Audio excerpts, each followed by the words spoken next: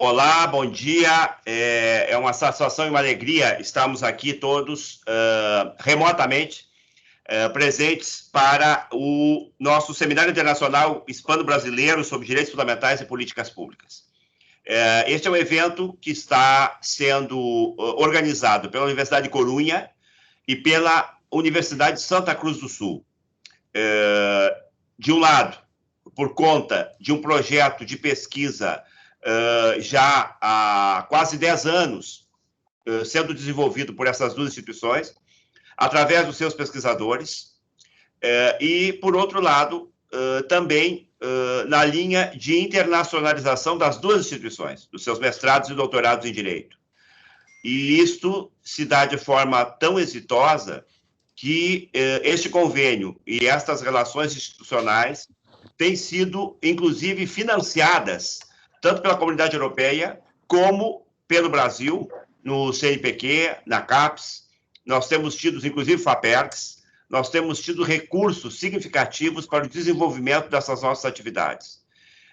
Isso prova o reconhecimento público da importância deste conclave, da importância destes projetos, e mais que isso, da importância do produto deles, haja vista que nós temos todo ano publicado e-books, o resultado dos trabalhos e das apresentações dos temas que estão sendo apresentados, com acesso universal, exatamente para garantir um debate mais amplo, mais oxigenado pela comunidade jurídica dos dois países. Eu gostaria de agradecer, num primeiro momento, e outros momentos nós teremos neste evento, para que as instituições possam se fazer presentes, estaremos todos juntos, mas eu gostaria, num primeiro momento, de agradecer à coordenação da pós-graduação Estrito Sensu da Universidade de Santa Cruz do Sul, na área do Direito, na pessoa da professora Amônia e professor André, que está aqui conosco, e da Universidade de Corunha, na pessoa do professor Carlos Amerir, do professor Jaime Rodrigues Aranha, e aqui fazer uma homenagem muito especial ao professor Meilan Hill, que sempre também esteve nos apoiando nesses projetos, haja vista já a longeva relação que mantemos neste tempo. Não poderia também deixar de agradecer a presença de cada um dos professores neste evento, os quais, neste momento histórico, se agregam também os nossos convidados da Fundação Escola Superior do Ministério Público, seu mestrado em Direito, nas pessoas do Dr. Fábio e Dr. Anísio, que são professores do programa, e que também já mantêm vínculos institucionais com a Universidade de Corunha.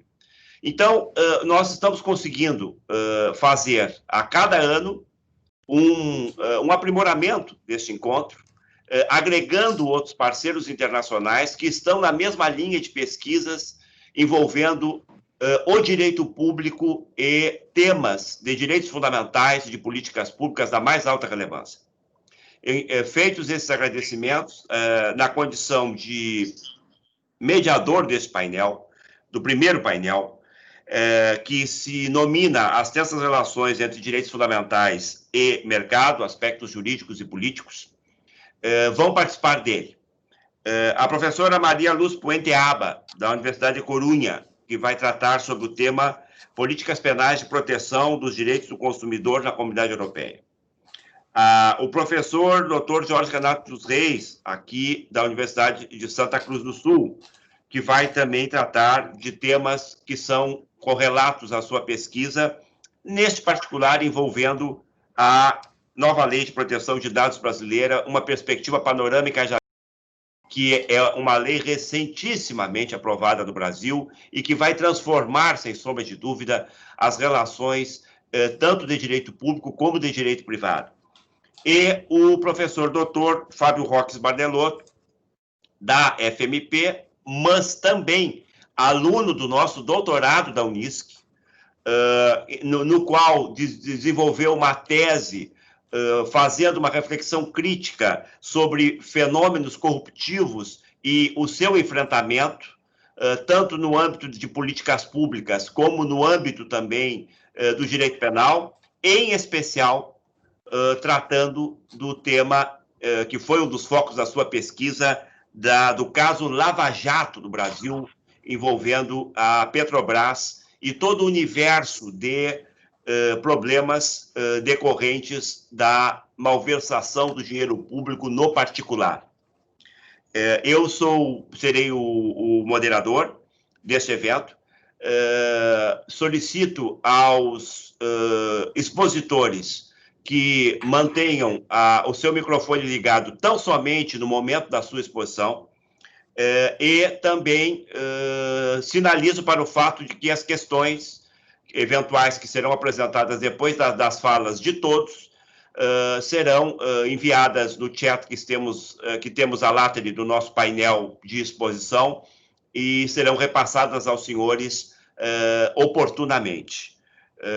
Desejo a todos um bom trabalho, só sinalizando o seguinte: nós teremos o ingresso da professora Maria Luz Puenteaba um pouquinho mais tarde, mas ela estará conosco. Então, a ordem de apresentação dos temas será a seguinte: primeiro, o professor Jorge Renato Reis, depois, o professor Fábio Roques Bardelotto, e, por último, para dar tempo da professora Maria Luz chegar com tranquilidade, fazer a sua exposição, ela encerrará o nosso painel.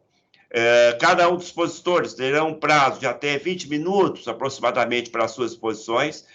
Sintam-se à vontade e bem-vindos ao nosso encontro. De pronto, passo a palavra ao professor Jorge Renato Reis. Bom dia. Bom dia, professor Rogério, ao qual já saúdo imediatamente e cumprimento pela iniciativa do belíssimo evento que se realiza já a longa data, né? E nós temos tido o privilégio de participarmos desses eventos, de participarmos presencialmente deste evento em diversas oportunidades junto à Universidade de La Coruña, e agora se faz, em razão do momento, nessa forma online, razão pela qual não deixamos de fazê-la, né? O importante é a troca de conhecimentos, a socialização das nossas pesquisas, das nossas experiências acadêmicas, na ideia sempre do conhecimento da diversidade, da multiplicação desses entendimentos a respeito dos direitos que envolvem as nossas vidas. Queremos cumprimentar, na pessoa do professor André Viana, a coordenação do nosso programa, juntamente com a professora Moni. Cumprimentamos também o professor Fábio Roques Bardelotto, da Fundação Ministério Público, que se faz presente, nosso companheiro de mesa para as exposições de hoje, de maneiras que cumprimentamos os colegas da Universidade de La Coruña, então, por esse belíssimo evento. Nós vamos fazer uma alteração somente, Rogério, na temática, tá?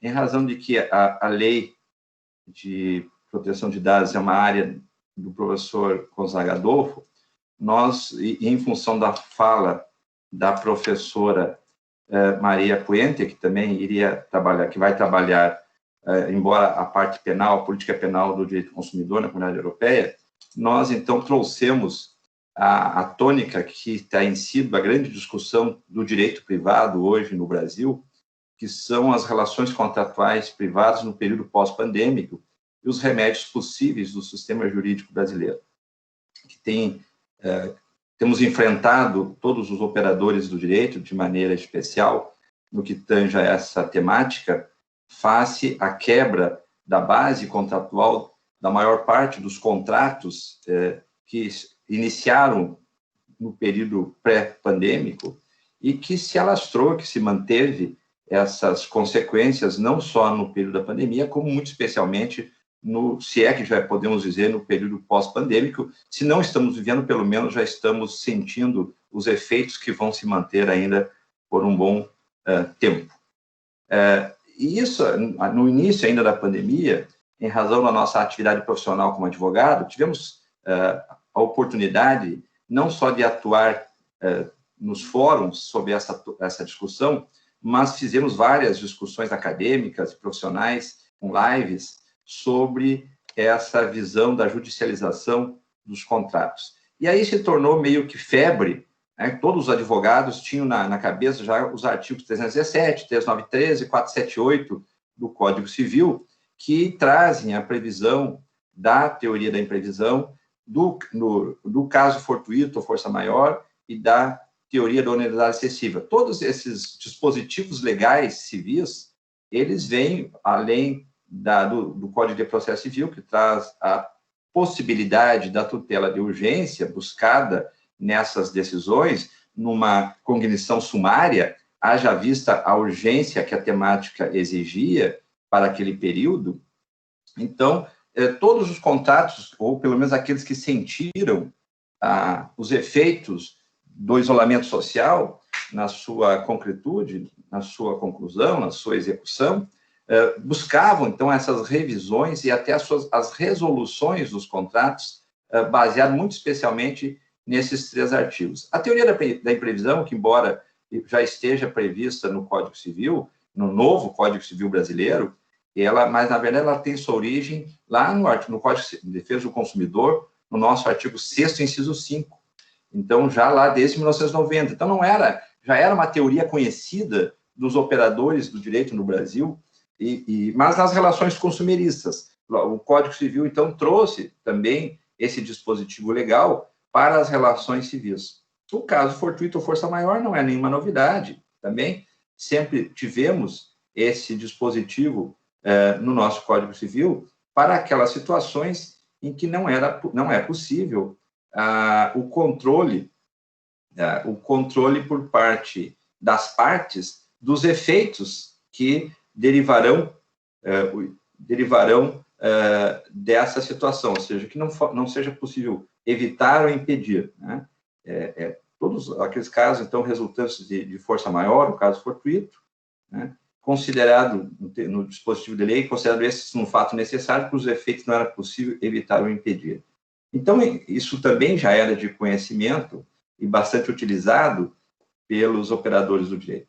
E o 478, que é a teoria da onerosidade excessiva, também é uma variante da teoria da imprevisão, então também já de conhecimento dos operadores. De maneira que esses dispositivos, então, mais a tutela de urgência, se tornaram os grandes dispositivos utilizados ali no início para nós, aqui nos meses de abril e maio desse ano, foi os que os julgadores mais decidiram a partir disso.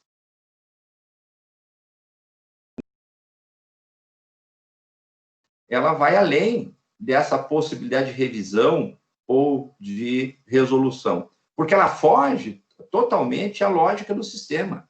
Porque a lógica do sistema, por óbvio, é a pax sunt servanda, é a conservação dos contratos, com a intervenção mínima. Aliás, essa intervenção mínima já é com base na Lei da Liberdade Econômica, aprovada no final do ano passado, agora recentemente, no dia 20 de setembro, exatamente um ano e um mês atrás, aprovado pelo nosso Congresso e sancionado pelo nosso presidente. Ou seja, a Lei de Liberdade Econômica, ela vem justamente para determinar essa intervenção mínima do Estado nas relações contratuais privadas. E nós já tínhamos, inclusive, ela vem complementar, trazendo um parágrafo único ao artigo 421 do Código Civil, que previa justamente a função social do contrato. Então, ela vem complementar com esse parágrafo único, determinando, então, essa intervenção mínima. Mas ela não fica aí, ela vai além, ela cria os incisos, onde ela vai prever a revisão como uma situação excepcional, a revisão contratual como uma situação excepcional e limitada. E também a manutenção dos riscos determinados pelas partes que deve ser respeitado, ou seja, quando foi contratado, as partes compuseram aquela alocação de riscos possíveis. Então, essa alocação, diz o artigo de lei, deve ser respeitado pelo Estado julgador quando da análise daquele contrato. De maneira que a interpretação do negócio jurídico deve ser razoável e racional de acordo com as informações dadas já na celebração. Logicamente que se considerou essa pandemia uma situação, então, de não prevista.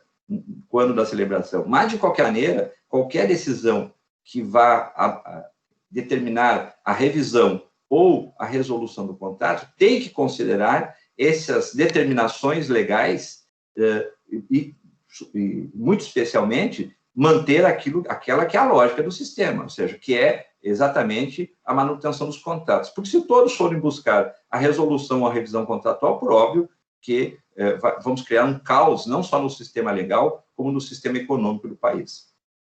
E aí eu faço aqui, então, eu levanto 3 hipóteses em que eu vejo que quando a resolução, então, é uma situação determinada, ou seja, quando não há mais possível a salvação do contrato. Então, num primeiro momento, aquela situação onde há impossibilidade permanente ou definitiva de cumprimento da obrigação. Bom, realmente, se verificar que há essa impossibilidade, então, não se tem outra solução que não a resolução do contrato. Num segundo momento, essa impossibilidade não é permanente, ela é temporária, ela é momentânea, mas, de qualquer maneira, o cumprimento da obrigação fora do tempo, né, vai determinar a inutilidade, ou seja, vai determinar a não mais utilidade da prestação, porque ela foi cumprida fora do tempo. Então, ela tem um tempo para ser cumprida. Passou aquele período, o contrato perde a sua finalidade. Então, é um segundo momento que eu entendo, então, que essa resolução seria, então, como obrigatória. E uma terceira situação que eu levanto é quando há um desequilíbrio da prestação somado à inviabilidade de restabelecimento do equilíbrio, em razão da quebra do sinalagma, do equilíbrio. Então, essa quebra do sinalagma vai determinar esse desequilíbrio, que vai determinar a inviabilidade do restabelecimento. Então, acontecendo uma dessas 3 hipóteses, a meu ver, aqui, então, a solução é, sim, a resolução. E, nesse caso, como normalmente, quando isso ocorre, ela afeta uma das partes, isso terá que ser buscado pela via judicial. E aí, dentro do nosso sistema processual do país, eu entendo que a ação seria, então, uma ação de resolução por inadimplemento antecipado, buscando uma redução da cláusula penal, que possivelmente o contrato vai prever, e se não prever, a própria lei, no artigo 413, prevê, mas o próprio artigo 413 também prevê esta redução, essa possibilidade de redução da cláusula penal, considerando a parte já cumprida do contrato, se é que isso aconteceu. Mas, para que isso ocorra, logicamente, tem que haver um nexo causal entre o momento, ou seja, as consequências, né, da pandemia, entre a pandemia e a falta de condição do adimplemento contratual. Então, não basta a existência da pandemia, né, até porque tivemos vários casos levados ao judiciário em que, na verdade, não houve, apesar da pandemia, mas não, a parte que buscava essa eventual resolução do contrato não tinha sido atingida, ou seja, o bem da vida daquele contrato não sofria consequência do período pandêmico. Então, não havia razão, não havia o nexo causal que buscasse aquela resolução, face, justamente como já se mencionou, face esse princípio da obrigatoriedade do contrato, a parte servanda. E, logicamente, também é óbvio aí que, se eu vou buscar resolução antecipada, é importante que haja ausência da mora do devedor, porque aí vai se buscar a fundamentação no artigo 393, e justamente prevê a não responsabilidade do devedor pelos prejuízos antes. Aí sim, o caso fortuito ou força maior, que nós tínhamos mencionado anteriormente, ou seja, aqueles cujos efeitos não era possível evitar ou impedir. Então, ocorrendo uma dessas 3 hipóteses que nós mencionamos, onde há uma impossibilidade definitiva de cumprimento da obrigação, onde há impossibilidade temporária, mas o cumprimento fora do tempo determina a inutilidade dessa prestação, ou, ainda, na terceira hipótese, quando essa quebra do sinalagma, né, determina uma inviabilidade e restabelecimento do equilíbrio. Então, nesses casos, nessas 3 hipóteses, então, entendemos que, sim, a única via é a resolução, ou de forma extrajudicial, compondo através de um distrato entre as partes, ou, então, via judicial, através dessa ação de resolução por inadimplemento antecipado.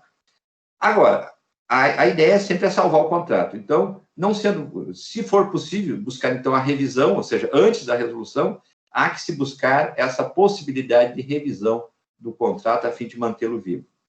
E aqui, para que seja possível essa revisão, há que se buscar verificar se esse desequilíbrio da prestação, né, tem viabilidade de restabelecimento. Isso é fundamental, para que se possa, então, ainda que haja perdas parciais para uma das partes, para ambas as partes. E, logicamente, desde que tenha surtido a consequência dessa imprevisibilidade do fato com a onerosidade da prestação, para que se possa buscar fundamentar naqueles artigos de lei que nós mencionamos. E, nesse caso, então, muito especialmente o artigo 317, que vai trazer a situação do fato imprevisível, então, né, é a teoria da imprevisão, o 478, que é a teoria da onerosidade excessiva, que está muito semelhante, né, que é complementar à teoria da imprevisão, que justamente quando determina uma prestação muito onerosa a uma das partes em benefício da outra. O 479, que vai permitir, então, essa revisão contratual, ou até mesmo a resolução do contrato, em razão dessa modificação das condições do contrato. Né?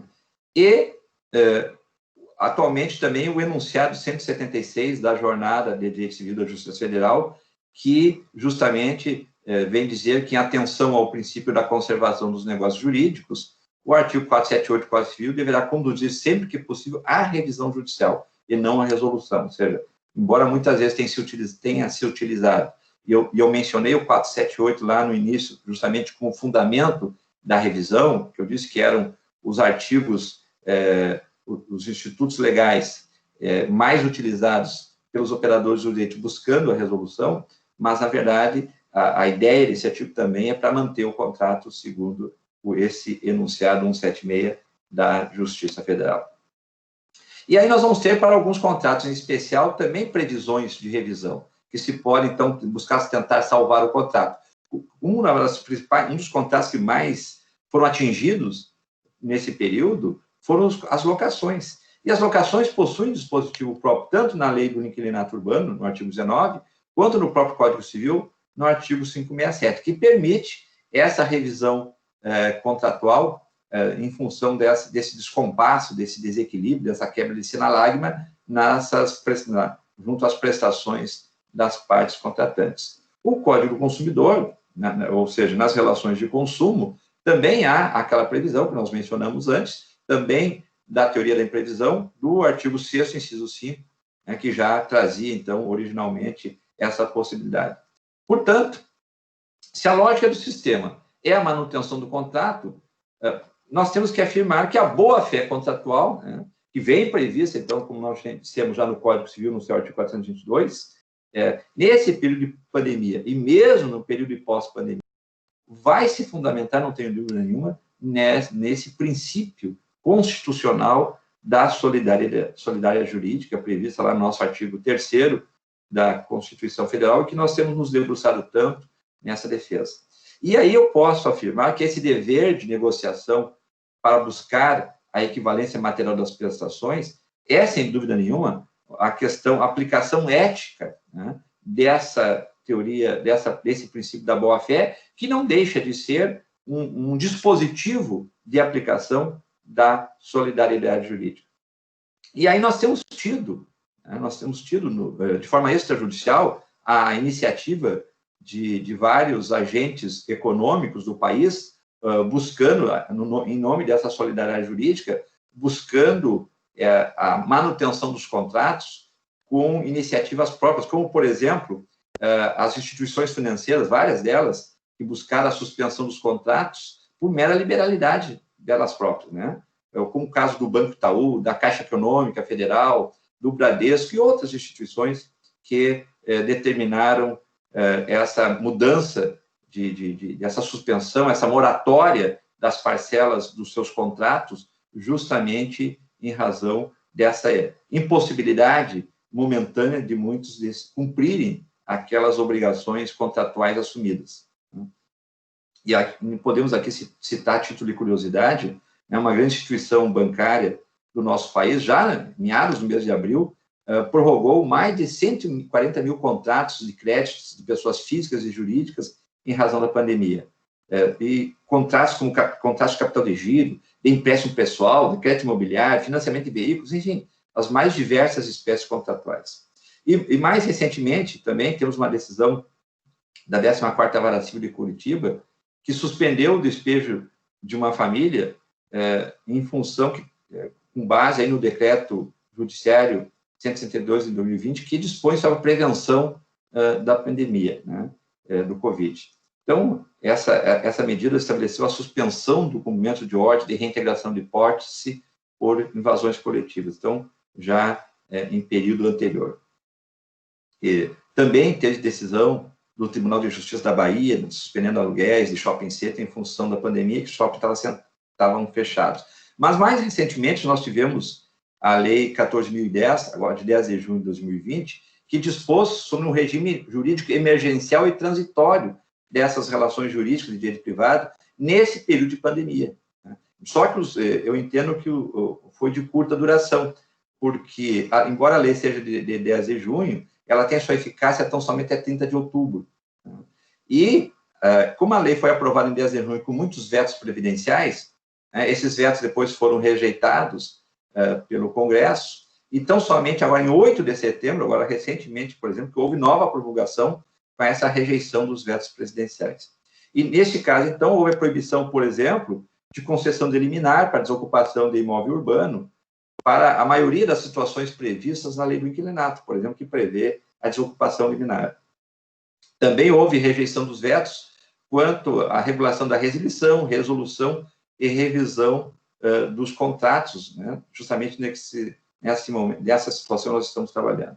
Nesses artigos, que é o artigo 6º e 7º da lei, por exemplo, há previsão expressa no sentido de não permitir efeitos retroativos para as consequências decorrentes da pandemia nas execuções dos contratos, muito especialmente naqueles contratos que vai ser alegado que sofreram a ação, então, nesse caso, fortuito ou força maior. Também, a mesma lei não considera, por exemplo, fato imprevisível o aumento da inflação, a variação cambial, ou mesmo a desvalorização ou substituição do padrão monetário. Então, são ações que vão afetar diretamente os contratos. E ainda, né, nas relações trabalhistas, o governo federal editou aí sucessivas normativas buscando permitir a suspensão temporária do contrato de trabalho ou mesmo a redução da jornada, com complemento desse pagamento por parte do governo federal. Então, também são ações editadas aí pelo governo nesse sentido.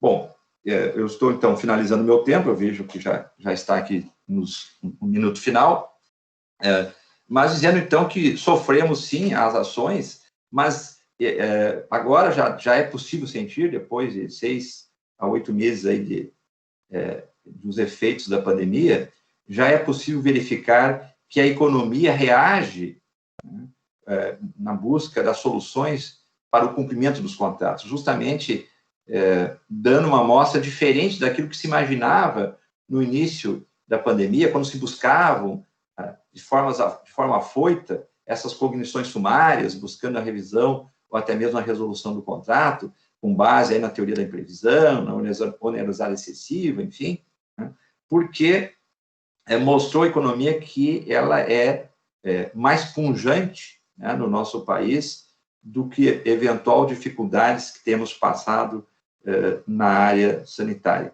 Por óbvio, né, que a nossa perda é grande nesse período, em razão das milhares de vidas que perdemos, e a gente, infelizmente, conta isso já em milhares, e para nós são só números, mas para as famílias que tiveram a perda dos seus entes queridos, isso é sentimento, né, é amor, é relação pessoal.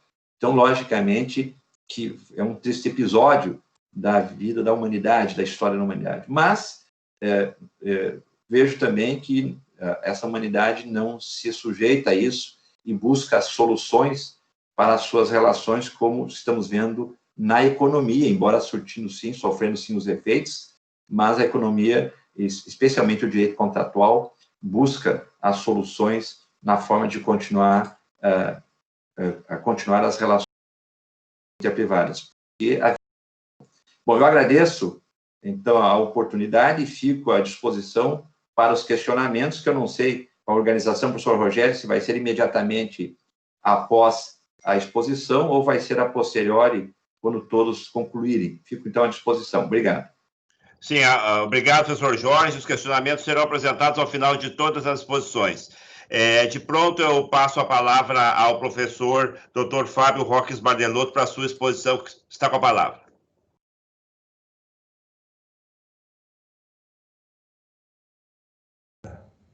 Isso, estava desligado. Obrigado. Bom, eu saúdo, então, inicialmente o Dr. Rogério Gesta Leal, nosso querido moderador hoje, e meu orientador no doutorado da Unisc, querido amigo, histórico, até colega da faculdade. Saúdo o Dr. Jorge Renato Reis, dos Reis, querido amigo também, professor da Unisc, brilhante advogado da nossa região, do nosso estado, do nosso país. Dr. André Viana Custódio, como representando a coordenação, né, junto com a doutora Mônia, uma saudação muito especial, doutor André. A doutora Luz Maria Puente, Aba, que depois irá também participar, deve estar chegando. Saúde o doutor Carlos Americano, que também, então, administra, né, a Universidade de La Coruña, na área de Direito, é nosso querido amigo também. Eu homenageio também, ao início, todos os participantes, professores da Unisc, professores da Universidade de Coruña, os participantes, estudantes que estão conosco, as demais pessoas da comunidade. Parabenizo por essa dedicação de estarem hoje conosco, acompanhando, não é, debatendo, aprofundando temas da maior relevância neste seminário internacional hispano-brasileiro sobre direitos fundamentais e políticas públicas. As tensas relações entre direitos fundamentais e o mercado.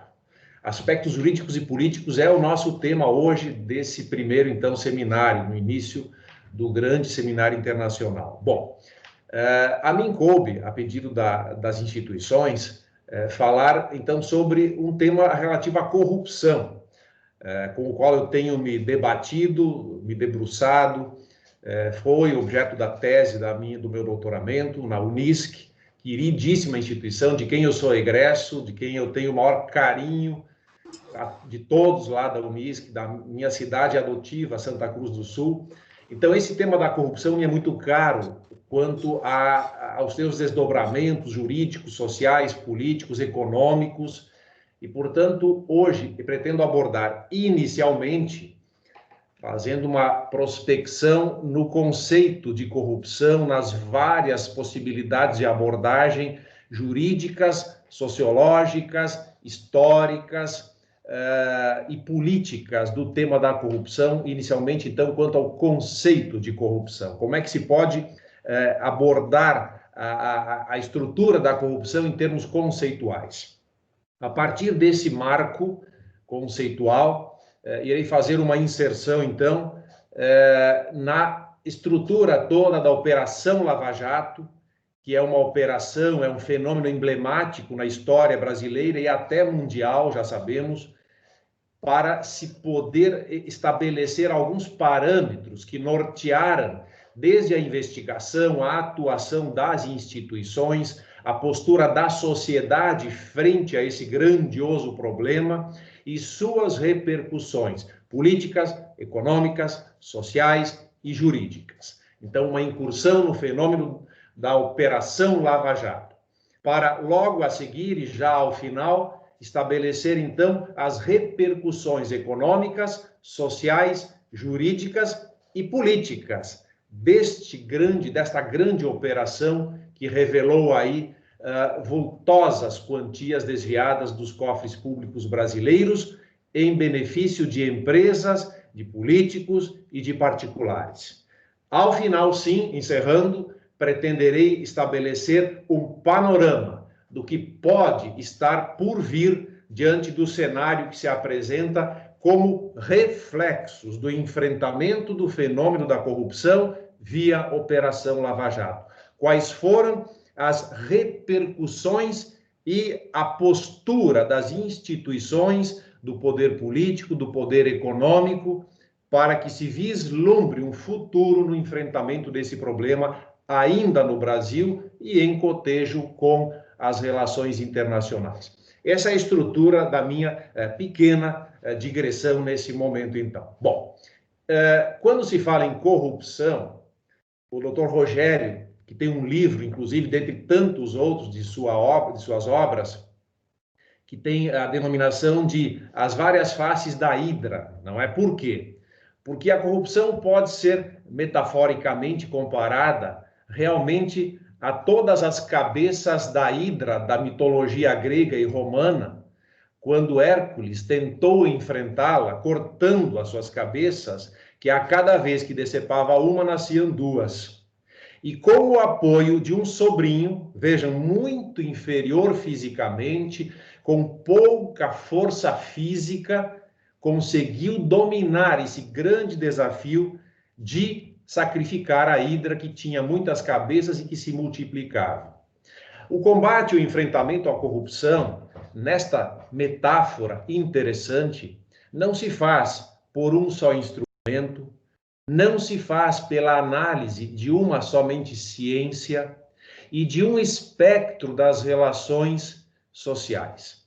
Não, a corrupção realmente, e concordo mais uma vez com o Dr. Rogério, é um fenômeno que se explica a partir de vários conceitos, se combate e se enfrenta com vários instrumentos e pela soma e união de todo um ferramental que deve ser posto em prática incansavelmente.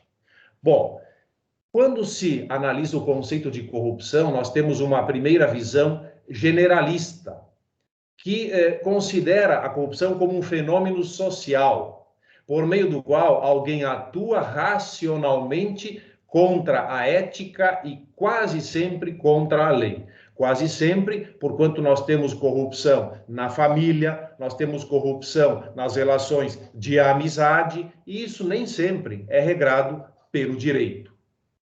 E neste fenômeno, então, social da corrupção, que é um relacionamento contra a ética e quase sempre contra a lei, se tem o desiderato, por meio da corrupção, de favorecer interesses particulares, sejam eles egoístas, de uma pessoa, ou parcialmente solidários. Vejam, parcialmente solidários. Porquanto, nas práticas corruptivas, nós percebemos que os fenômenos corruptivos ocorrem em beneficiamento individual, mas muitas vezes para um grupo social, um grupo econômico, um grupo político. Então, parcialmente solidários, porquanto beneficiam o indivíduo e também um grupo de pessoas. Bem, se nós abordarmos o conceito filosófico de corrupção histórico, desde Aristóteles, havia uma abordagem naturalista da corrupção. Ou seja, o entendimento de que corrupção significava a degeneração dos corpos, a putrefação dos corpos, o estágio mais depreciativo de um corpo natural. Portanto, naquele momento dos primórdios das civilizações, não se via a corrupção necessariamente como um fenômeno de relacionamento social, um fenômeno social, e sim um fenômeno natural. Avançamos, tivemos outras abordagens, como, por exemplo, a abordagem religiosa, de que corrupção significava a corrupção do espírito, indo de encontro aos princípios religiosos. Então, a corrupção, quando a igreja se estabeleceu e quando a igreja dominou boa parte da sociedade e até dos estados, corrupção também significava o aspecto pejorativo do ser humano, quando ia de encontro, atuava, se comportava contrariamente às leis, às normas divinas. Outro aspecto que se pode configurar e conceituar a corrupção diz respeito ao aspecto moralista, que nos leva a concebê-la como a decadência das virtudes do indivíduo, prática que proporciona efeitos nefastos para a sociedade.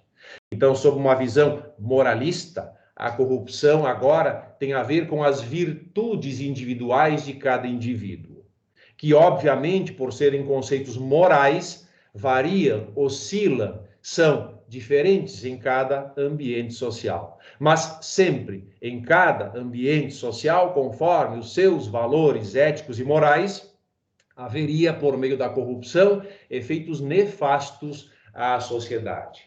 Pois bem, no mundo político, nós temos que a corrupção pode ser entendida como a apropriação do bem público pelo particular, em benefício de determinados grupos organizados que se constituem para manterem ou assumirem o poder político vigente em determinada sociedade.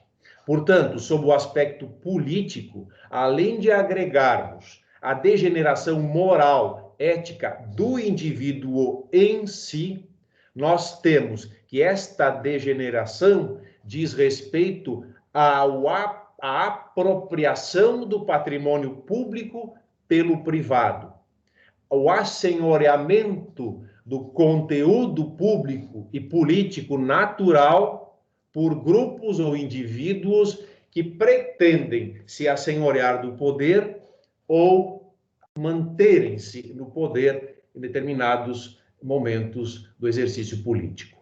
Bem, então aqui nós temos, ao mesmo tempo, um fenômeno que é político, moral, mas que também contém dentro de si determinadas fragilidades legais dos instrumentos de controle e até uma deficiência de percepção dos cidadãos sobre as coisas públicas, quando não se tem uma formação social ainda preparada para entender o quanto a corrupção é maléfica para os interesses sociais e a dignidade da pessoa humana. Então, no fenômeno da corrupção como conceito político, nós temos as mazelas do ambiente político, do ambiente da moralidade humana e até uma fragilidade legislativa e de consciência de boa parte, ao menos, dos cidadãos com relação à necessidade do enfrentamento desta mazela. A partir de tudo isso, a corrupção não pode ser entendida, ser assimilada e até enfrentada apenas por determinados ramos, por determinada ciência, por determinado... A corrupção é um fenômeno multifacético, como diz o Dr. Rogério, multifacetado, que necessita do enfrentamento de todos os ambientes jurídico, social, político, econômico e, acima de tudo, de consciência cidadã. Bom, sendo assim, a corrupção, então, é um espectro muito grande e de difícil enfrentamento. Situado um pouco o conceito da corrupção nos limites do tempo de que disponho, é preciso que se foque agora o fenômeno da corrupção no espectro da formação política e social brasileira.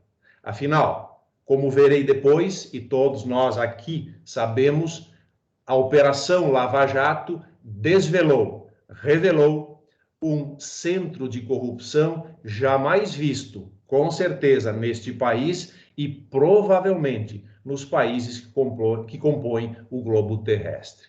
Bom, como se formou, como é a conformação política e social historicamente? Há várias teorias para explicá-lo. Eu vou destacar duas que vão coincidir em muito com o que se viu e se revelou por meio da Operação Lava Jato, por meio dos fenômenos corruptivos brasileiros. Bom, os dois enfoques da formação política e social brasileira nos remetem, primeiramente, a uma concepção weberiana, de larga influência entre os cientistas sociais do nosso país, centrando na ideia de que o Estado brasileiro incorporou e adaptou toda a estrutura patrimonialista, estamental e burocrática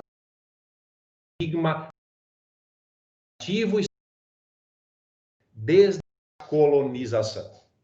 Veja, esta tese weberiana sustenta que nós tivemos uma incorporação de uma estrutura que veio através do Império, quando se teve a colonização, em virtude da formação burocrática estamental e patrimonialista que já vigorava em Portugal e que foi implantada na colonização do Brasil. Lembrem-se das capitanias hereditárias, das distribuições nobiliárias, enfim, nós tivemos, sem dúvida, uma formação muito próxima disso. E em boa parte da história republicana, o centro do poder estatal foi concentrado acentuadamente, fortemente, num patrimônio público confundido com o patrimônio privado, por meio de pequenos grupos que se assenhorearam das terras e do poder político, em detrimento de uma sociedade frágil e desarticulada. Portanto, em outras palavras, houve uma formação política e social vertical no Brasil. A segunda tendência e concepção que pode explicar, dentre tantas outras, a formação do Estado, política, portanto, e social brasileira, é de uma tendência marxista, abordando a formação do Estado brasileiro como um processo de profundas mudanças sociais e econômicas ocorrido na passagem da estrutura agrária semifeudal para um modo de produção capitalista, quando da Revolução Industrial, refletindo regionalmente as determinações do capitalismo industrial das metrópoles estrangeiras. Então, aqui, este entendimento, esta concepção mais capitalista, mais marxista, tem a ver com as influências do capital que se formou a partir da Revolução Industrial, constituindo uma passagem do modelo agrícola, agrário, escravocrata, para um modelo relativamente industrial no Brasil, que também se instalou e hoje é forte até, enfim, com o poder econômico, né, capitalista industrial, dominando o poder político e a própria sociedade. Bem, mais uma vez, o que nós percebemos sobre esta segunda concepção, não mais weberiana, agora marxista? Nós percebemos que não tivemos uma formação da sociedade e do próprio Estado horizontal, ou até de baixo para cima. Porque, ao contrário dos Estados Unidos, da Inglaterra, da França e de outros países, principalmente europeus, nós não tivemos uma atuação da sociedade como um todo na formação política e econômica. Nós tivemos a concentração, quer seja no modelo agrícola, quer seja no modelo industrial, do poder político e econômico em mãos de poucas famílias, de poucos cidadãos. E nós não tivemos, portanto, o exercício daquilo que Bourdieu muito explica, de um modelo de nação, em que se configura um espírito social em torno do governo, e uma formação estatal com participação ou intervenção da cidadania como um todo para configurar um modelo político e econômico que viesse a se estabelecer. Isso tudo é muito emblemático quando nós percebemos que na formação política, econômica e social brasileira, o poder econômico, o poder industrial, o poder político esteve, e não dá para dizer que não está até hoje, concentrado nas mãos de poucas famílias, de poucas pessoas. Bom, isso tudo nos traz uma pequena luz daquilo que passou a ser desvendado pela Operação Lava Jato. Aqui eu começo, então, a explorar um pouco a Operação Lava Jato, porém, quando se fala em Operação Lava Jato, nós não podemos deixar de fazer um retrospecto no tempo, pequeno, sim, muito pequeno, para entender que, no Brasil, nós nunca tivemos uma política pública de enfrentamento à corrupção. Por quê? Porque antes do processo todo, do fenômeno, digo fenômeno porque foi muito grande, da Operação Lava Jato, e continua sendo, nós tivemos uma outra operação, nós tivemos um outro fenômeno corruptivo intenso no Brasil, revelado, punido, que foi o fenômeno do mensalão. Se todos nós nos situarmos no tempo, desde 2003, 2004 e em 2005, nós tivemos a revelação do mensalão, por meio de uma, entre aspas, rebeldia de um então deputado federal que foi cassado, condenado, punido e que hoje é presidente de um partido político, que revelou grandes corrupções para financiar, objeto do poder público, não é? Dos recursos públicos, para financiar políticos. Então havia o desvio do erário para cooptar políticos em determinadas votações no Congresso. Lá em 2007, houve o início do processo do mensalão, que terminou no dia 13 de março de 2014. Portanto, durante estes 7 anos, o processo tramitou no Supremo Tribunal Federal em virtude do foro privilegiado, foro por prerrogativa de função de alguns daqueles réus que atraíram os outros, e eram 40 réus ao início, sendo ao final, no dia 13 de março de 2014, 23 dos 40 réus condenados. Não nos esqueçamos que todo o fenômeno do mensalão começou em 2003, apuradas, 2004 e 2005 veio a revelação. A denúncia ocorreu em agosto de 2007 e o processo terminou em 13 de março de 2014. Portanto, durante todo este tempo, nós tivemos o processo do mensalão tramitando. E revelações confirmadas, pois houve condenações com trânsito em julgado no Supremo Tribunal Federal da veracidade desta corrupção. De vultosas quantias, tendo como operador principal um publicitário, que eu me excuso de dizer o nome aqui, porque pesquisando se encontra e não é o caso de revelar nomes neste momento. Pois bem, este fenômeno do mensalão não serviu em nada para demonstrar às instituições, à sociedade brasileira, que a corrupção realmente era uma mazela grave no nosso país. Por que eu digo isso? Porque no transcurso de todo esse fenômeno do mensalão, nós tivemos a anulação de várias operações. A anulação de várias operações que estavam sendo feitas e foram feitas pela polícia, chegaram ao Ministério Público e bateram no Superior Tribunal de Justiça. E 3 delas, emblemáticas, foram anuladas por questões formais e teriam contribuído muito para revelar boa parte do que depois, por acaso, se revelou no mensalão, não, na Lava Jato. Cito aqui Operação Boi Barrica, em 2006, que apurava Caixa 2 no governo do Maranhão, Operação Navalha, 2007, envolvendo vários políticos e prefeitos, deputados, governador, em razão de empreiteiras com desvio de verbas públicas mediante superfaturamento nas obras do Programa de Aceleração do Crescimento, PAC, famoso PAC, e do Programa Luz para Todos, do governo federal. Operação Castelo de Areia, em 2009, anulada pelo STJ, como as outras 2 por questões formais.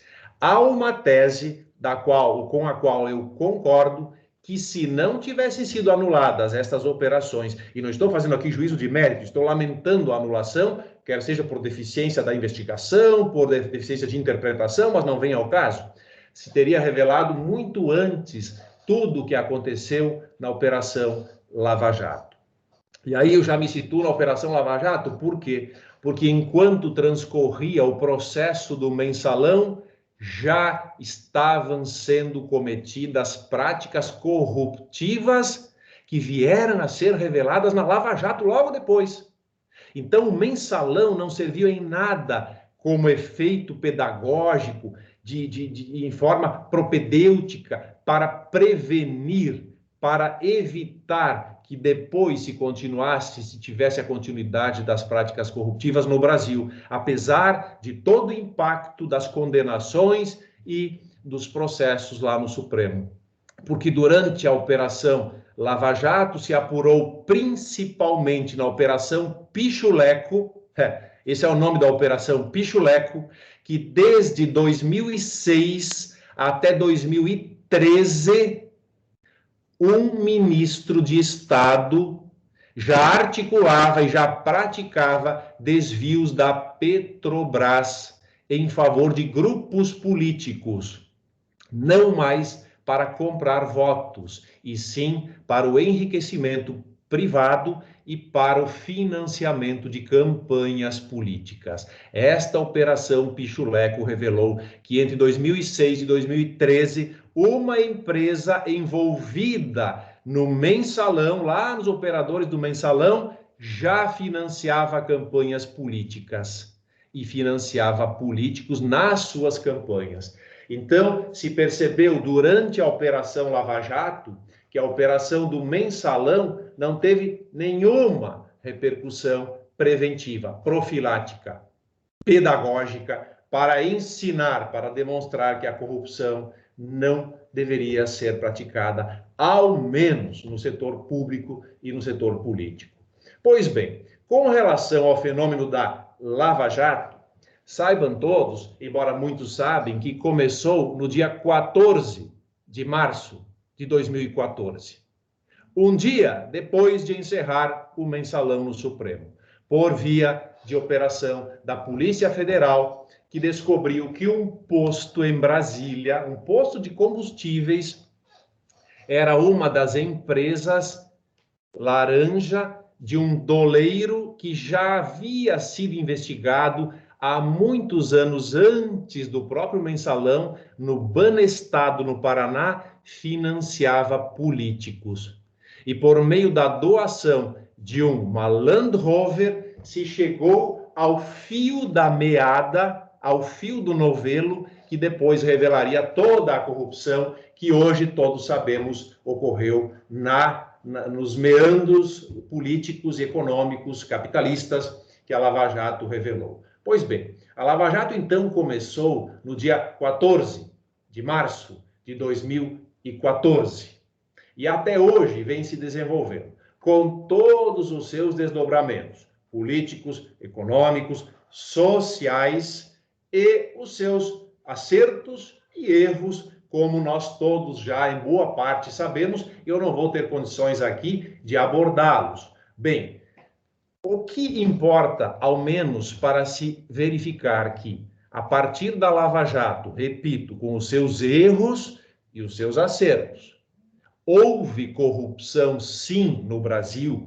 e corrupção lá do setor público, destinando recursos para políticos, para empresários, para pessoas em particular, desviando recursos públicos vultosos e preciosos, é que, durante essa operação, se conseguiu a restituição de 4 bilhões e 69 milhões até dezembro do ano passado. Restituídos, repito, 4 bilhões e 69 milhões de reais restituídos por via de colaborações premiadas, acordos de leniência e acordos de termos de ajustamento de conduta, os famosos TCCs, termos de ajustamento de condutas.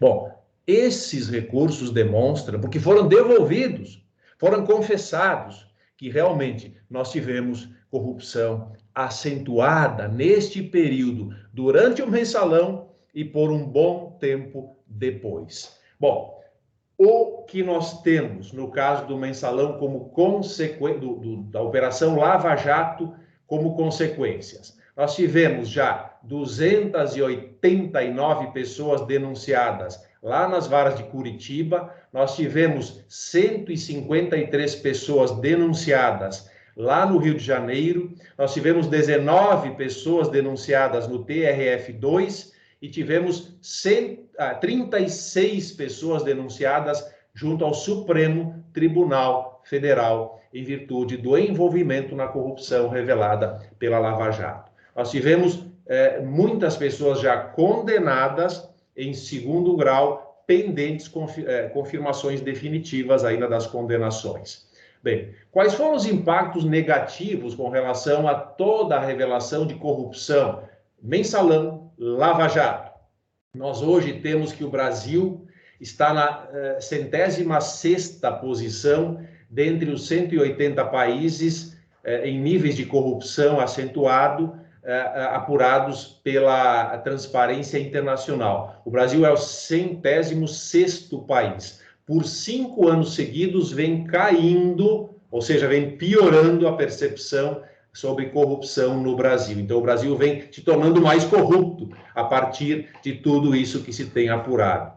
Nós temos que 47% da população nacional se diz envergonhada de ser brasileira. 47%, segundo uma pesquisa do Datafolha. Na América Latina, dentre os 18 países pesquisados pelo Latino Barômetro, o Brasil é o país que mais tem na sua população a corrupção como uma preocupação. Vejam, isso tudo é muito grave. E 45% das pessoas pesquisadas acreditam que mesmo a partir do Mensalão e da Lava Jato, não haverá solução para a corrupção no Brasil. Solução talvez nunca haja, mas não acreditam que vai haver uma melhoria no combate à corrupção. 45% das pessoas pensam isso. Vejam, tudo isso é muito grave, porque demonstra um descrédito da população nas instituições, na própria sociedade e, acima de tudo, se o Brasil vem caindo nos índices de avaliação da corrupção, é porque nós temos muito a melhorar. Bom, o que nós temos para constatar é que, a partir de tudo isso, enxerga-se, percebe-se no Brasil que a corrupção e a sua revelação por via do Mensalão, por via da Lava Jato, repito, com seus acertos e erros, tem se mostrado como preocupante para boa parte, sim, dos políticos, dos empresários e até da sociedade desse caso. Por que eu digo que a revelação e o combate que foi feito, sim, e houve atuação e intervenção das instituições democráticas brasileiras, e aqui eu cito Polícia Federal, Ministério Público, Judiciário, atuação da advocacia pública e privada, sim, houve atuação forte. O grande problema é que as forças que controlam o poder econômico e o poder político se revelam sempre muito fortes, como eu já adjetivei, as forças. E o que nós estamos constatando, e ao nosso ver, com todo o respeito de quem pensa o contrário, nós estamos vendo um desmonte absoluto da Operação Lava Jato, e aqui uma percepção pessoal, acabou a Lava Jato, e uma reação, como se viu na Itália, pós-Operação Mãos Limpas, criando instrumentos, subterfúgios, para enfraquecer o combate à corrupção. A despeito de nós não termos nenhuma política pública no Brasil de enfrentamento da corrupção, a despeito de ter sido, sim, enfrentada com rigor e com força a corrupção no Mensalão e na Lava Jato, a reação está sendo muito forte. Eu dou como exemplos aqui, a aprovação da lei do abuso de autoridade, que em si não seria ruim, mas no seu conteúdo completo se revelou realmente uma vindita, uma vingança do poder político e econômico contra as instituições que vieram atuando no combate à corrupção. Se criou uma lei de afogadilho, que alguns artigos foram considerados já inconstitucionais, porquanto engessavam o Ministério Público, engessavam o Judiciário e engessavam a polícia. E alguns ainda remanescem. Isso a sociedade não percebe no dia a dia, mas as instituições estão percebendo. Digo isso por sensibilidade própria. Nós tivemos uma decisão interessantíssima do Supremo, anulando o processo em que o delator, segundo orientação nova e nunca vista, deve falar depois dos demais réus. É uma construção legítima, porém muito interessante no conjunto das condenações que se viram e nos casos específicos em que isso veio a ocorrer. Nós tivemos uma intervenção na estrutura da Lava Jato em Curitiba, em que se tentou obter acesso a todos os dados. Isso Fábio, temos que encerrar. Sim, estou encerrando, doutor Rogério, desculpa. Tá. Nós tivemos recentemente a criação do Instituto do Acordo de Não Persecução Penal, que, pasmem, abrange, inclusive, o crime de corrupção. E digo eu, pessoalmente, acredito, tenha vindo muito para beneficiar corruptos que venham a delatar, a confessar. Muito melhor do que a colaboração premiada e os acordos de leniência. Acordo de não persecução. Bom, nós vemos, então, uma reversão de expectativa no combate à corrupção. Esperemos que essas forças consigam ser contidas pela atuação incansável, fiel à Constituição e às leis das instituições que até então vieram atuando, que não esmoreçam, porquanto a dignidade da pessoa humana depende muito, ao menos no Brasil, do respeito ao erário, aos recursos públicos tão escassos, na implementação dos direitos sociais e de todos os direitos fundamentais. Portanto, o combate à corrupção é um compromisso humano, é um compromisso institucional, é um compromisso social para podermos implementar a dignidade da pessoa humana e todos os direitos fundamentais preconizados nas constituições ou não. Muito obrigado, doutor Rogério, muito obrigado ao Unisc, muito obrigado à Universidade de Coruña e parabéns a todos que estão participando desse maravilhoso evento. Obrigado, professor Fábio. Já estamos aí com a professora Luz. ¿Se encuentra? Sí. Bienvenida, Luz. Sí. Sí, muito obrigada. Desde luego voy, estoy mirando a Mirta. Mirta, ¿cómo le pasa? ¿Cómo? No, estoy mirando que Mirta está con nosotros también de Argentina. Y bien, estamos con mucha gente ahí. Sí. Muy bien, Mirta. Luz, entonces empezamos ahora con tu charla, ponencia. No sé si desea hacerlo en gallego o castellano. Bueno, ¿cómo le gusta? ¿Bien? En galego otra vez. Muy bien, muy bien. ¿Sí? Nos gustaría muchísimo. Así que por cerca de 20 minutos tiene la palabra para su ponencia. Gracias. Muchas gracias. Bien, bo día a Brasil, boa tarde desde España, bo día a Argentina, a Sudamérica. Comenzo con dúas palabras expresando a miña satisfacción en participar neste evento, en volver a coincidir de novo despois de poucas horas con Rogerio, con Fabio. É unha satisfacción poder participar neste evento, ainda que sexa desta forma e non poida ser presencialmente.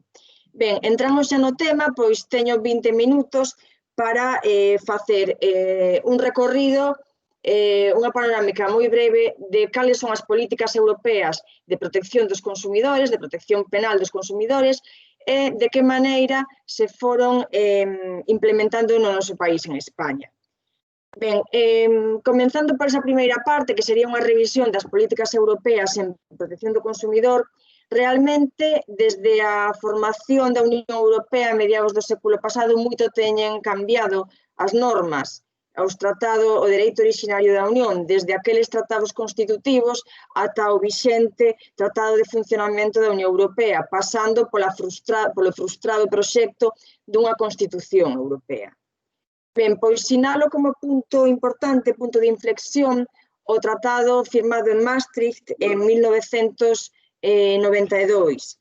É importante este tratado porque nel estableceuse a política de consumo, a política de protección de consumidores, como unha política propia da Unión Europea. Antes, nos anos 80, xa se promulgaron varias directivas que pretendían armonizar as legislacións dos países membros para lograr o obxectivo de protección do consumidor en diferentes ámbitos, por exemplo, a responsabilidade por produtos defectuosos ou, por exemplo, a publicidade enganosa. Pero a partir de 1992 reciben un novo impulso e aumenta a promulgación de directivas nesta materia, xa que a política de protección dos consumidores configúrase como unha política propia dentro da Unión Europea. De feito, na Carta dos Dereitos Fundamentales da Unión Europea, incluíuse posteriormente un artigo 38 que recoñece que forma parte ou é unha política da Unión Europea garantizar un alto nivel de protección dos consumidores. Por lo tanto, vese a importancia que desde a Unión se otorga a protección deste colectivo. Por citar xa hitos máis recentes, por exemplo, é importante que hai 2 anos, no 2018, aprobouse o chamado novo marco de protección dos consumidores, mediante unha comunicación da Comisión Europea ao Parlamento Europeo. Neste recente documento, ponse de relieve a necesidade de protexer os consumidores e sinálanse os ámbitos máis importantes nos que sería necesaria esta protección. Como non pode ser de outra maneira, sinálase o comercio electrónico como punto clave das actuales necesidades de protección dos consumidores, por exemplo, a protección dos consumidores frente a servicios gratuitos, frente a servicios obtidos gracias á inteligencia artificial. Tamén fai fincapé na necesidade de cooperación entre as autoridades dos distintos Estados membros e na necesidade de formar aos consumidores.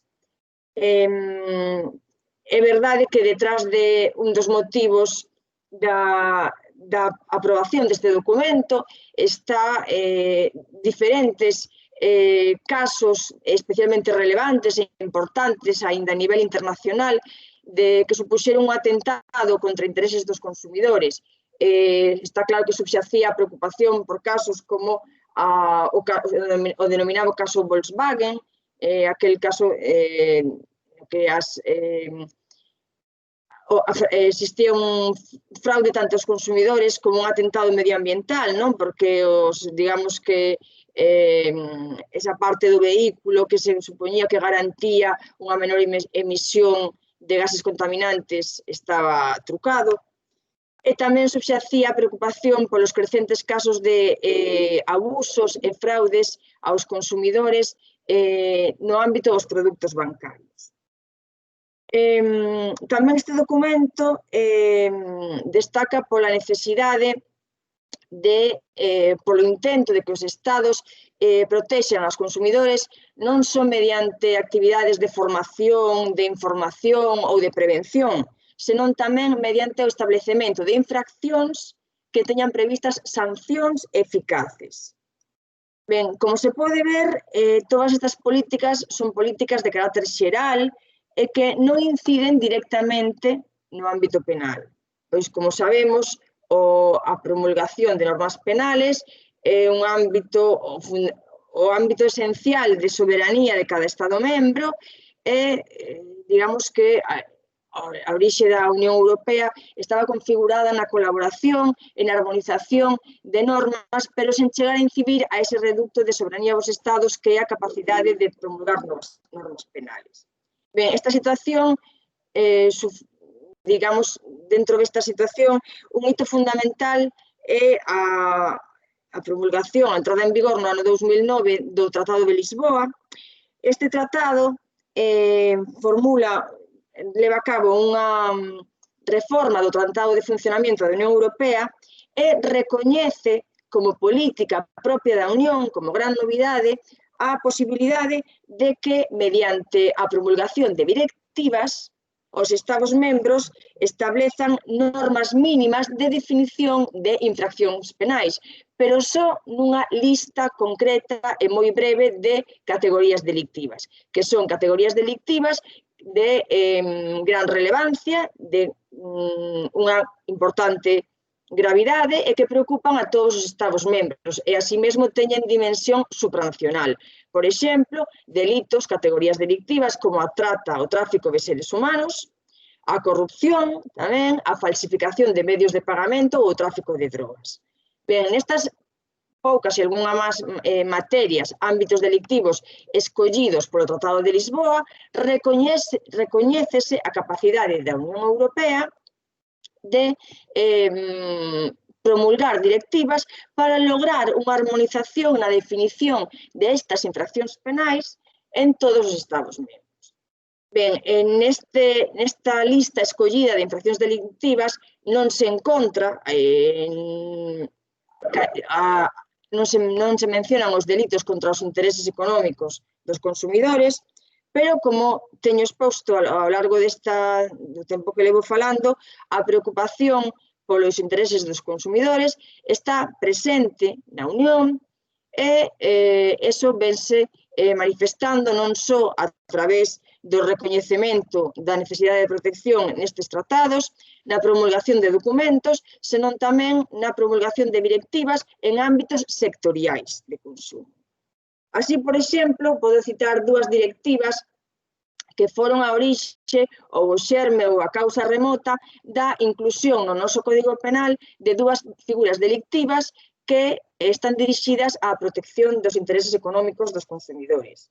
Trátase do delito de publicidade enganosa, introducido no noso Código Penal en 1995, e do delito de falsedade na inversión nos mercados de valores, introducido no noso Código Penal no ano 2010. Ambos delitos teñen como a súa orixe remota, como o seu fundamento, a existencia de directivas europeas que pretenden que os Estados membros establezan infraccións e que establezan sancións eficaces para sancionar a publicidade enganosa e para sancionar tamén os fraudes ou os ataques aos intereses económicos dos consumidores que se producen no complexo mundo do mercado de valores. Ben, paso agora a entrar precisamente en cales son as figuras que recolle o Código Penal español para tratar de salvaguardar os intereses económicos dos consumidores considerados como colectivo global. Ben, realmente a data importante de introducción desta nova categoría delictiva no noso Código Penal é o ano 1995, cando se aproba o Código Penal que hoxe temos como vixente. Neste Código Penal introdúcense por primeira vez 3 figuras delictivas destinadas á protección dos intereses económicos dos consumidores. E a figura paradigmática, como digo, é o delito de publicidade enganosa. Isto é unha novidade no noso Código Penal que obviamente non estuvo exenta de debate. Sobre todo porque, digamos que con carácter xeral, por resumir, a principal obxección á introducción destas novas figuras delictivas era a definición do ben xurídico que se pretendía protexer. É dicir, por que estamos castigando conductas como a publicidade enganosa que xa teñen resposta no ámbito civil, no ámbito mercantil, no ámbito administrativo? Non é necesario un delito cando xa se castiga en las leis de competencia ou nas leis de consumo. Ben, aquí entrou, como dicía, un debate, argumentábase, por exemplo, que o Código Penal xa tiña resposta suficiente para protexer os intereses económicos dos consumidores. Todos sabemos, por exemplo, a presencia nos códigos penales do tradicional delito de estafa, que castiga precisamente as lesións patrimoniais, os fraudes patrimoniais. Entón, se plantexaba, por que introducir un novo delito de publicidade enganosa se temos as infraccións fora do Código Penal e temos o delito de estafa para aplicar cando o consumidor foi realmente defraudado? Ben, aquí plantexábase un debate, sobre todo entre aquel sector doutrinal que defendía un dereito penal tradicional que protexía benes xurídicos individuales, como pode ser o patrimonio, protegido pola estafa, e, digamos, outra teoría que eu defendo tamén, considero acertada, que defende a introducción no Código Penal de bens xurídicos non individuais, senón supraindividuais ou colectivos. É dicir, é lexítimo, baixo determinadas circunstancias, obviamente, que o dereito penal interveña para protexer bens xurídicos colectivos. De feito, isto non era descoñecido no Código Penal anterior ou vixente.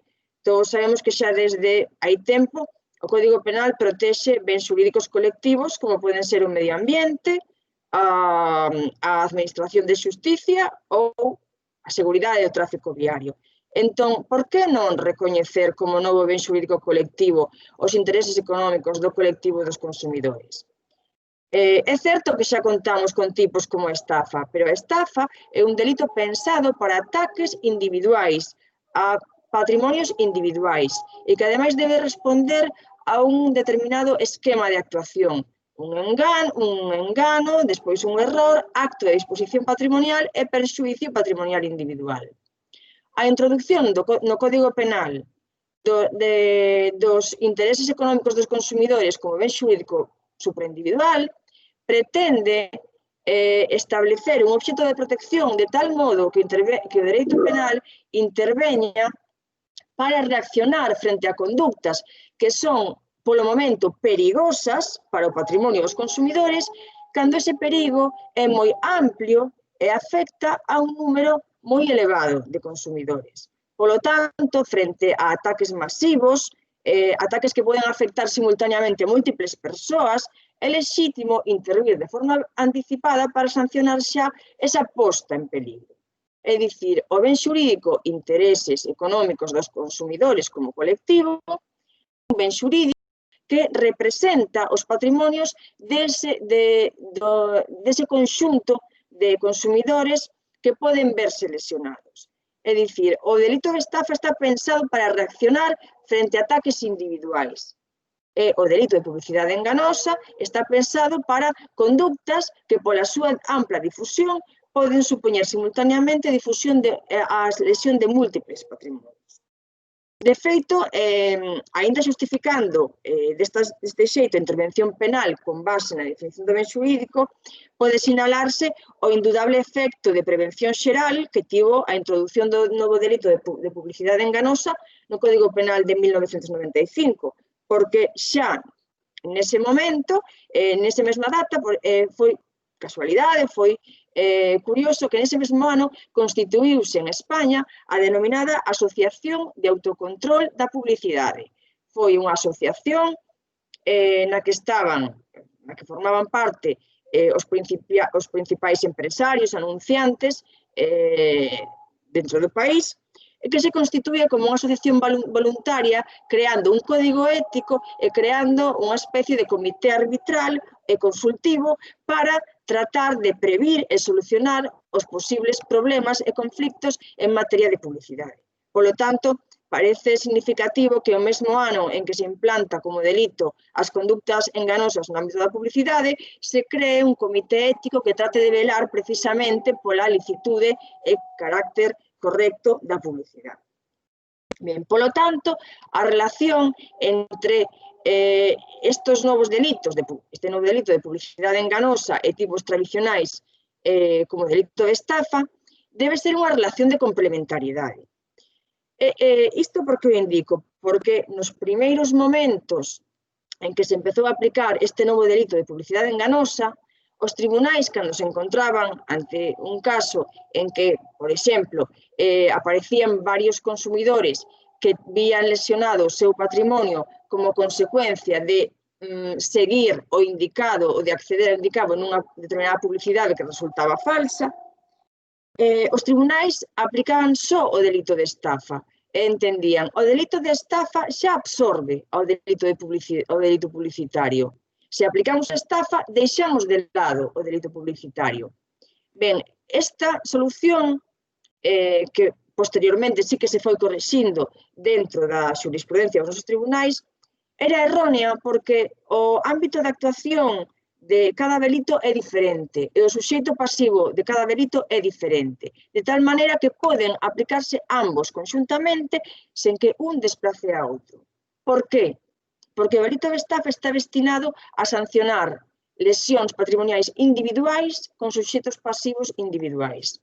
O delito de publicidade enganosa está pensado para sancionar ataques globais ao colectivo global de consumidores, que se sanciona a posta en peligro de innumerables patrimonios individuais.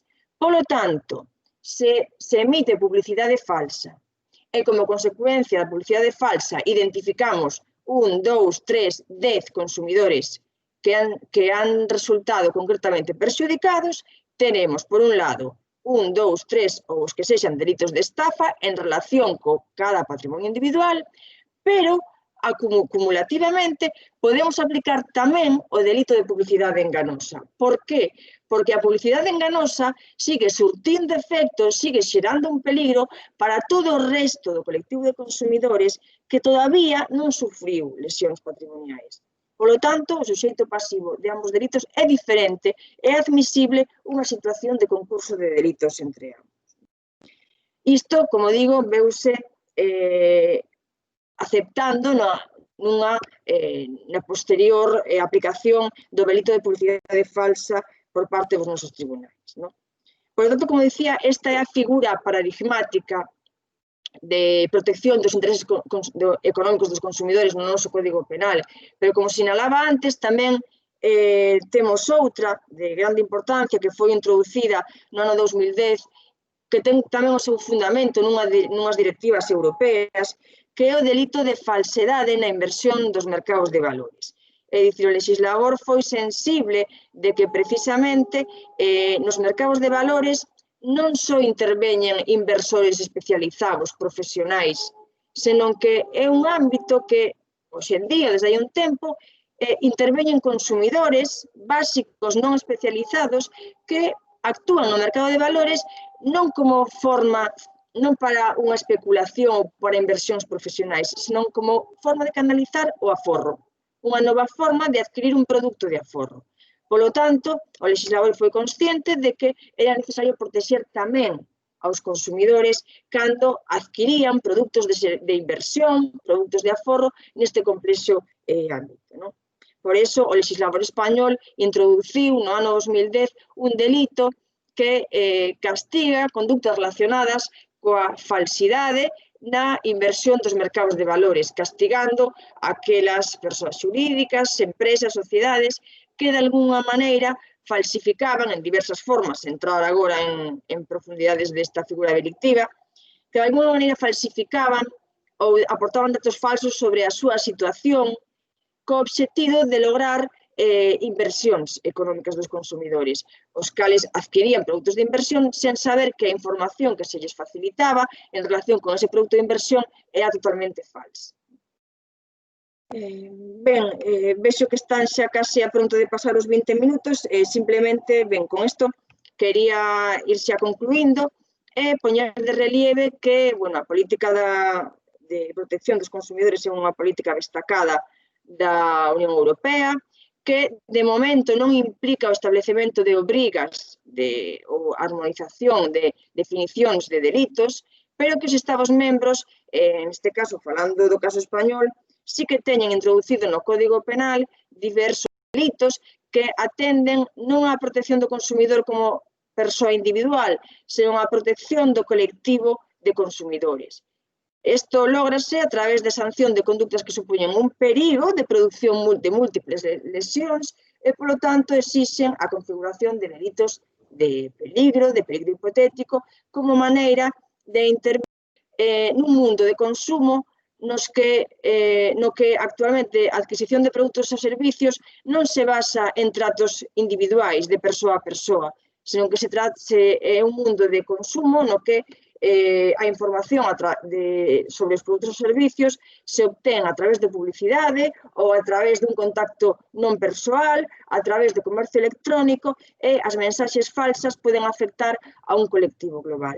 por eso, como dicía, considero lexítimo que o dereito penal interveña para sancionar as conductas especialmente gravosas deste ámbito para evitar a produción de múltiples, innumerables e incuantificables lesións patrimoniais individuais.